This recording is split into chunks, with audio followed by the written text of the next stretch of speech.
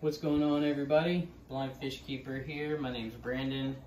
So this is just a quick update on the sick African tank and what I'm doing to treat it.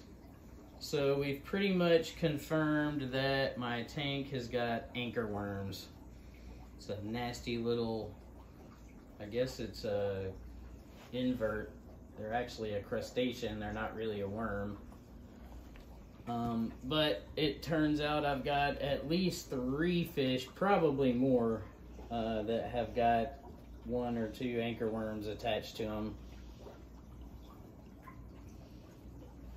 My little blue dolphin here looks like the big cyst on his side has opened up since step 1 of the treatment, and possibly looking like we can see the worm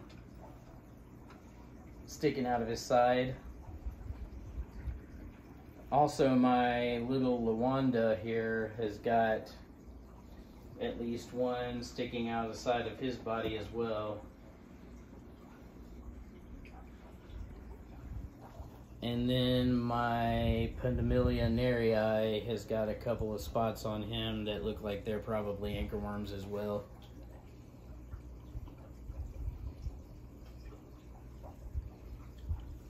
So the first step in my personal treatment of this tank is that I am gonna bomb this entire tank. I'm not gonna remove any fish. I'm just gonna treat the entire thing.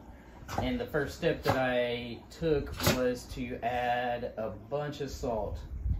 These are Africans, so they can take a relatively high dose of salt. And salt is probably one of the best medicines that you can use for anything, fungal related, bacterial related, little small injuries, even big injuries, parasites. It's just a really good medicine, but you've got to know what you're doing with it. You've got to know what the fish you keep are capable of tolerating. Invertebrates, snails, and shrimp, and hopefully these little anchor worms are very susceptible to salt. And I have added a very heavy dose of salt to this tank. I added 6.5 cups of salt to this 150 gallons of water, and that roughly equals out to between a tablespoon, between 1 to 2 gallons per water.